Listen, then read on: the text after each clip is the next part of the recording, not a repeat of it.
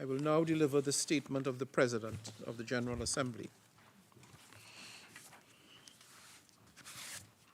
Your Excellency Paula Narváez, President of the Economic and Social Council, Excellencies, distinguished delegates, thank you for joining us this morning. Allow me to express my sincere appreciation to my colleague, the President of ECOSOC, and her team for facilitating the annual joint briefing, which is reflective of the spirit and established practice of close collaboration between the General Assembly and the Economic and Social Council. It goes without saying that the first few months of the 78th session have not been without challenges.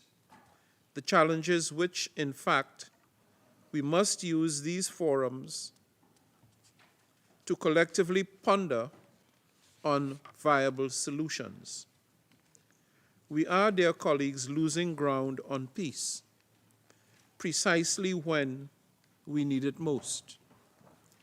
Nowhere are the implications of that loss more evident than in our pursuit of the Sustainable Development Goals.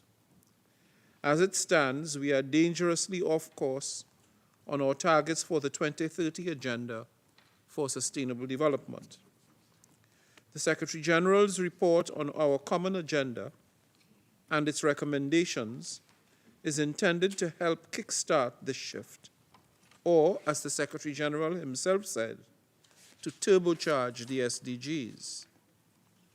I was also pleased and encouraged to see the 2023 SDG Summit deliver a pioneering political declaration during the high-level week in September, supporting expedited action.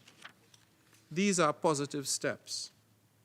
But the Summit of the Future in September will be the real test of our resolve.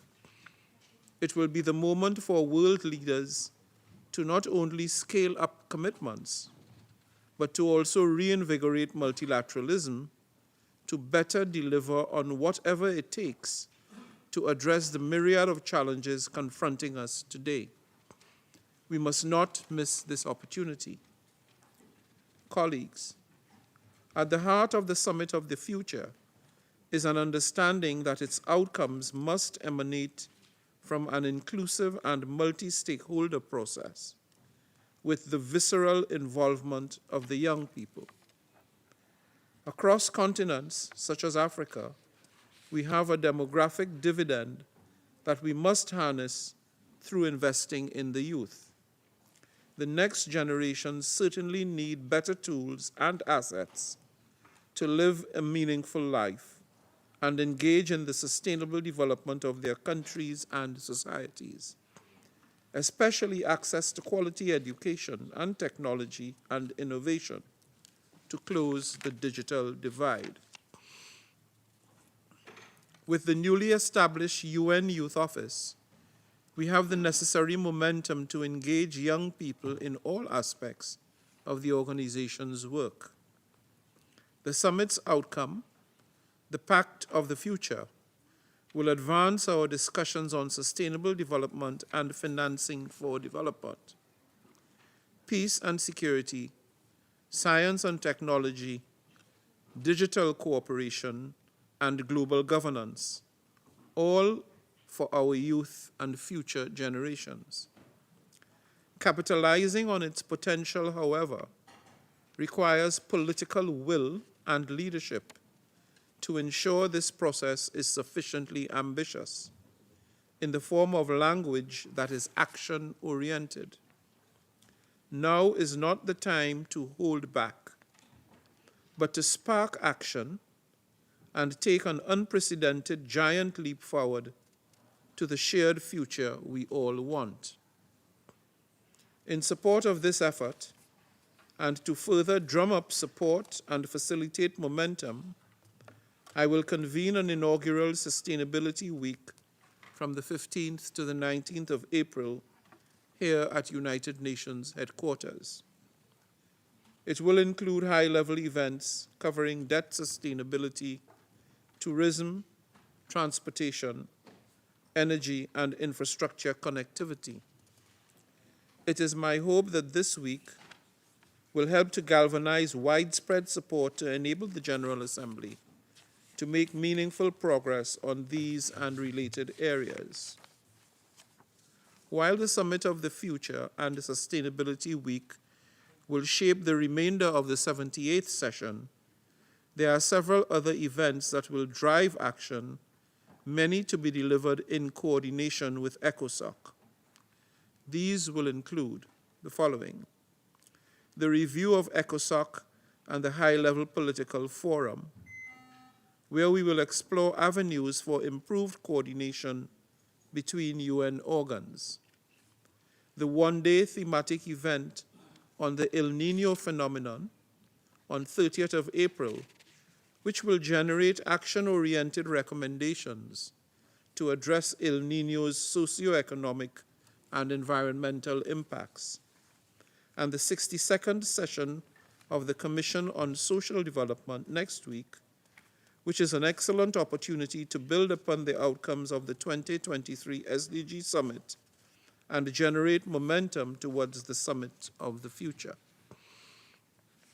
Underpinning all of these events and moments must be a renewed commitment to leave no one behind and to empower all people, in particular women and girls.